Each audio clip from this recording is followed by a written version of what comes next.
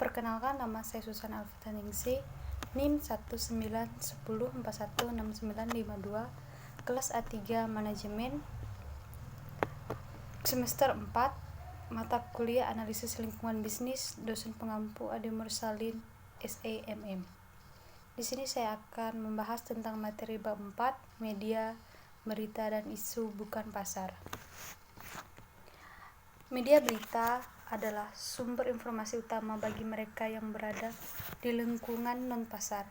Ini mengingatkan publik, aktivis dan LSM, pejabat publik, dan kelompok kepentingan untuk masalah non-pasar dan aktivitas perusahaan. Mereka yang tertarik untuk memajukan suatu masalah mungkin mencoba menggunakan media sebagai komponen dari strategi non-pasar mereka. Meskipun media menjaga kemandiriannya, kadang-kadang dapat menemukan komponen dari strategi tersebut layak diberitakan. Seperti dalam episode Alar, karena media berita memainkan peran penting dalam perkembangan masalah non-pasar. Manajer harus menilai masalah mana yang kemungkinan besar akan diliput oleh media dan perlakuan yang akan diterima oleh masalah tersebut.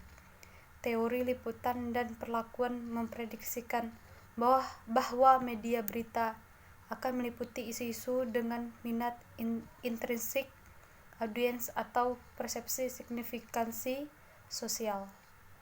Cerita lebih mungkin menjadi berita jika memiliki minat audiens yang luas, kedekatan, kepentingan manusia, kontroversi dan konflik, dan untuk televisi dan internet, daya tarik visual. Signifikansi sosial berkaitan dengan peran media sebagai pelindung hak publik untuk mengetahui. Dalam peran ini, media terkadang dapat terlibat dalam advokasi dengan membuat penilaian atau mendukung kebijakan tertentu. Media membutuhkan informasi untuk ceritanya, dan dalam banyak masalah, bisnis adalah sumber informasi terbaik dan paling murah.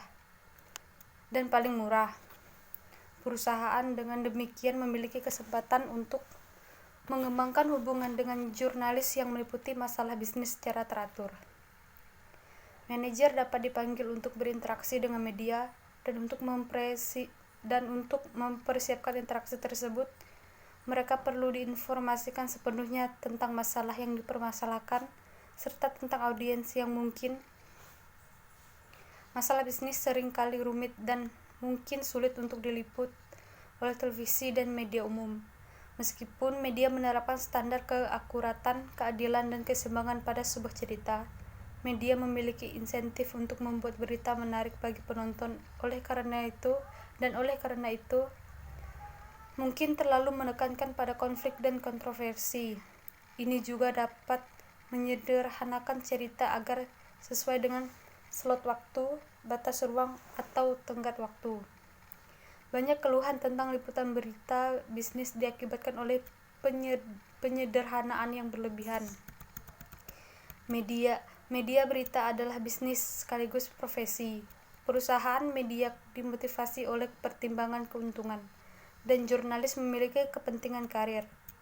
Kontrol editorial mengatur perilaku, dan jurnalis dipandu oleh standar profesional. Namun, ada ketegangan antara standar tersebut dan insentif perusahaan dan individu, seperti yang ditunjukkan oleh kasus bab The News of the World. Subjek berita seringkali percaya bahwa mereka diperlakukan tidak adil atau bahwa sebuah berita tidak akurat atau bias. Salah satu cara untuk meminta bantuan adalah gugatan pencemaran nama baik. Tetapi tuntutan hukum semacam itu biasanya mahal dan sulit untuk dimenangkan. Standar di mana suatu kasus dinilai penting untuk hasil akhirnya.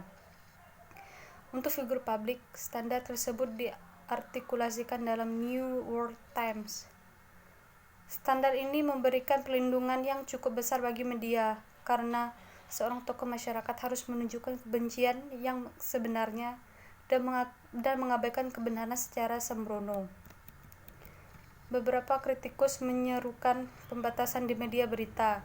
Terlepas dari penyimpangan dan pelanggaran sesekali, media berita memainkan peran penting dalam demokrasi, dan ketidaksempurnaan dalam liputan dan perlakuan berita mungkin menjadi biaya yang yang ditanggung untuk manfaat yang diberikan. Seperti yang ditulis Thomas Jefferson, jika saya memutuskan apakah kita harus memiliki pemerintah tanpa surat kabar atau kabar tanpa pemerintah, saya tidak perlu ragu untuk memilih yang terakhir. Sekian penjelasan dari saya, terima kasih.